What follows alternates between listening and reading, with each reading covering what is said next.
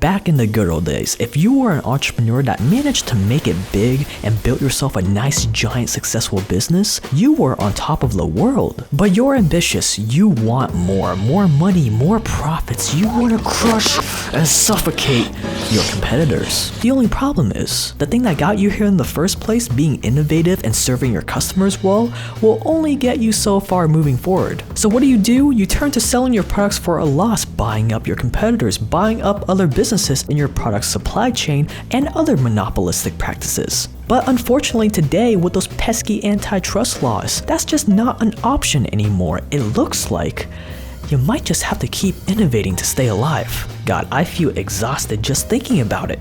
But what if I told you there was another way? What if I told you that instead of just working harder, providing a better service, and innovating to grow and stay afloat, we could just have the almighty government crush our competitors for us? Now intuitively, you might be thinking that, well gee Jake, that sounds all good and stuff, but how would anyone be okay with giving the government that much power to make the lives of big businesses easier? That's a fair point, but there's a very easy way around it. See, instead of just outright proclaiming to everyone our monopolistic intentions, we just, slap some makeup on the pig and say that's in the public's best interests. Instead of telling Congress that we want you to crush our competitors for us, we tell the world that we need government to protect consumers from greedy, unsafe businesses. That the internet is just too powerful, it's too important not to regulate. I think the real question, as the internet becomes more important in people's lives, is what is the right regulation, not whether there should be or not. While little does the public know that we're the greedy businesses we're saying to protect them from. That even though we can afford all the lawyers and fees that these regulations require to navigate, our pathetic competitors can't. Much or less that little startup trying to get off the ground. Or in other words, we need to learn how to play the game of crony capitalism.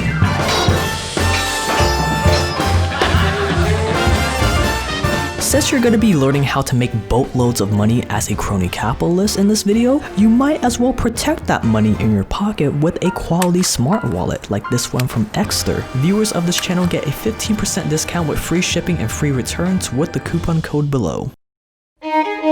By 1998, Microsoft was the biggest company in the world, by far one of the most innovative companies in the world, controlling 90% of the world's personal computer market. And Microsoft and Bill Gates were maybe a lot like you are right now. They thought that, hey, we're here doing our thing, business is going great, customers love our products, so let's just keep keeping to ourselves. So they spent $0 on lobbying or cronyism. And then one day in 1998, after the politicians kept seeing just how much money Microsoft were making that they weren't getting their cut of, knock knock, Bill Gates is called into the Senate hot seat. And at this hearing, Bill Gates was unfazed, fearless even. They were literally brought in front of Congress. They were yelled at by a Republican, Orrin Hatch from Utah. He said, you guys need to get involved here in Washington, D.C. You need to build a building here. You need to hire lawyers here. In other words, the unspoken text, you need to bribe me. And Gates left that hearing the same way he came in. You leave us alone, and we'll leave you alone. Fast forward 6 months later, Microsoft got another knock on the door, this time from the Justice Department. Microsoft was found guilty for giving away a great product for free. This is Internet Explorer at a time when we were buying Netscape and paying money for it. They offered it for free, and that was deemed bad business practices. They were trying to... They spent the next 10 years fighting that case, devoting a ton of time, money, and resources to it. Guess how much Microsoft spends today in Washington, D.C.? How much? Tens of millions of dollars. They have a beautiful building, about equal distance from the White House and from Congress. They have lawyers, they have lobbyists. Microsoft learned its lesson. They got punished for innovating. So if you're making a ton of money and you don't pander to the politicians, the vultures will inevitably come to your door. So if it's inevitable that we're gonna have to defend ourselves against greedy politicians, instead of just defending ourselves, why not profit from it too?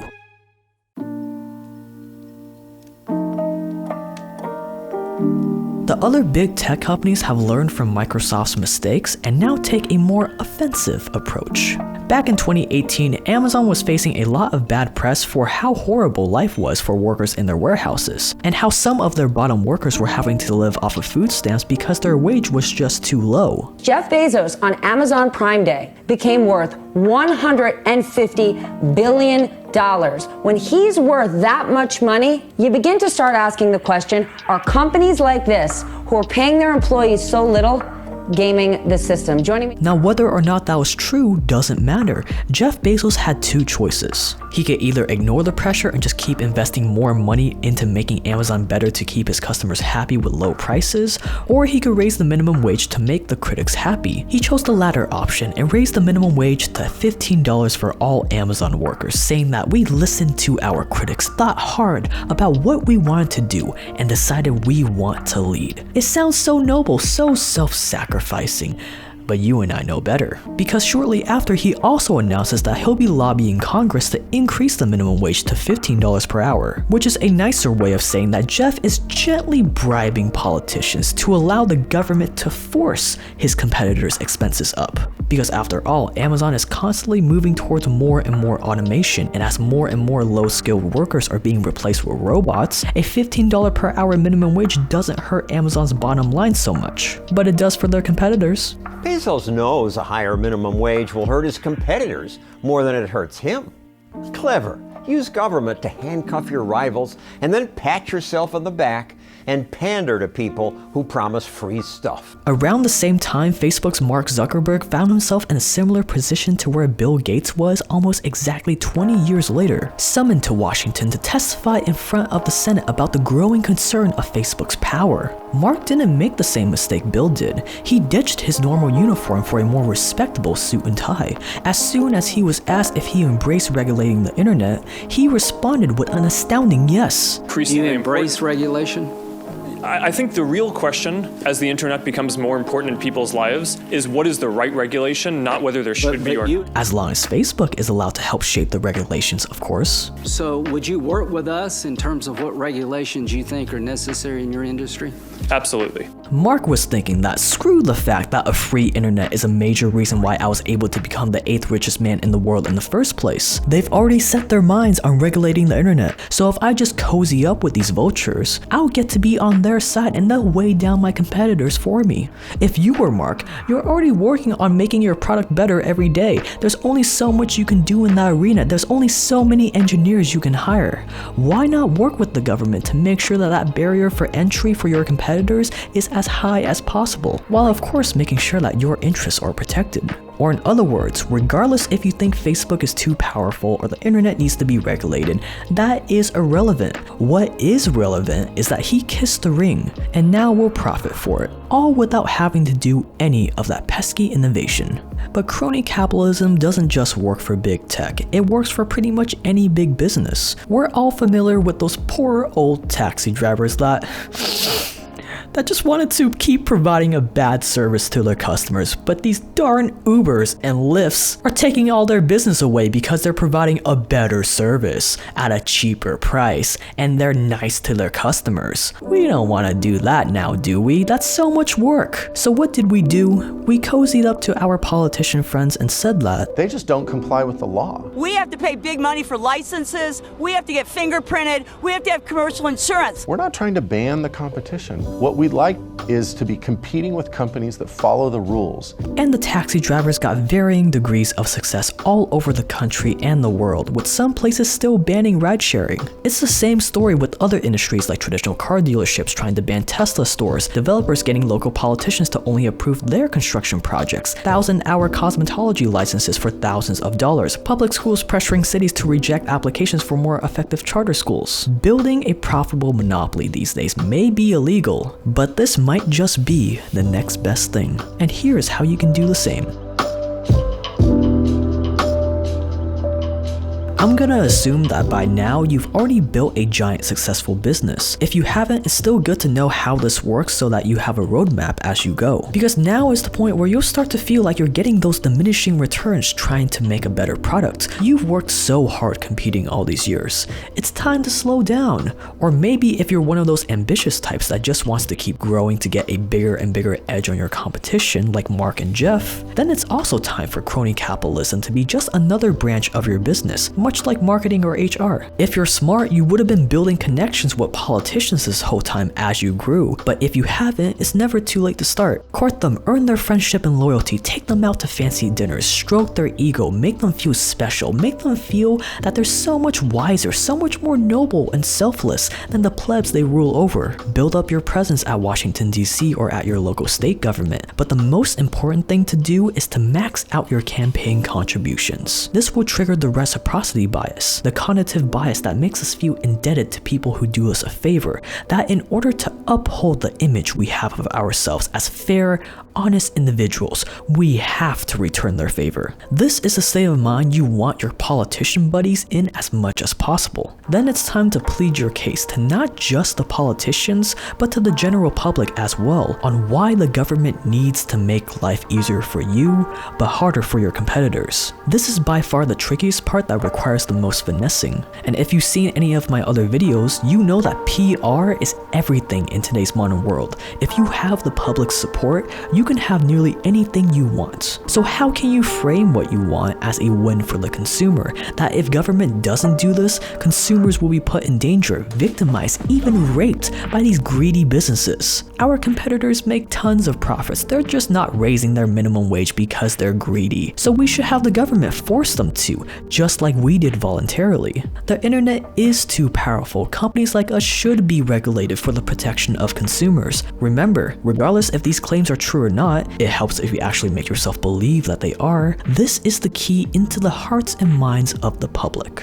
Because after all, if the general public doesn't think this would benefit them, why on earth would they support it? And even if you get politicians to pass the regulations you want without the public's support, it simply won't last, just like the majority of ride-sharing regulations didn't. Good PR is the backbone of your success as a crony capitalist. If you get that right, then boom, regulators would be convinced not just by your generous campaign contributions, but also by the general public that these regulations are necessary, that they're doing the noble thing by passing them. You're an established player. You have the resources, legal team, and money to navigate these regulations, which shouldn't be too hard in the first place, because if you played your cards right, you had a role in creating them. But to the demise of your competitors, their time, resources, and most importantly, their profits will be squeezed just a little bit more as you slowly wrap your hands tighter and tighter around their neck. All the would-be entrepreneurs that maybe had an innovative idea for this industry will see all the hurdles they have to jump through. Best case scenario, they'll be too discouraged to even start.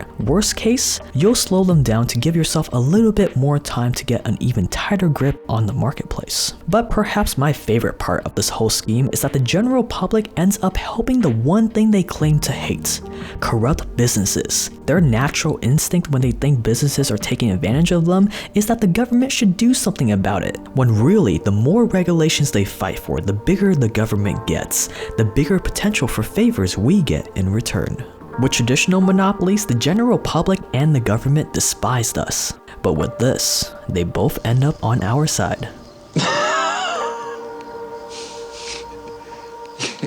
Now you're probably thinking to yourself, but Jake, where am I going to store all this newfound money I've made as a crony capitalist? That is such a great question, and you can solve that problem with a quality smart wallet from Exter. They're real leather, RFID protected, and they come with an optional worldwide solar-powered GPS tracking card so that you can check your location of your wallet wherever you are, have your phone notify you when you leave your wallet behind. If you can't find your phone, you can use the card to ring your phone, and a lot more features. But perhaps my favorite part: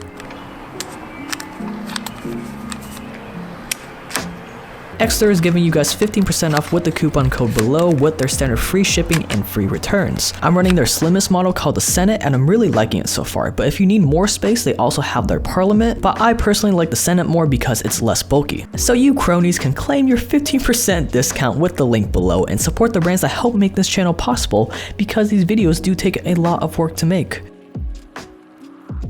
Welcome to the Watch to the End Club. I make video essays like this every single week on the most provocative stuff in the world of business. So yeah, if you want more videos like this, click the red subscribe button below and turn on the notification bell too, because it does really help. If you want to support this channel financially, pick up your very own smart wallet below. Follow me on Instagram at jaketrend.io. That's gonna be it for this video. Thank you so much for watching.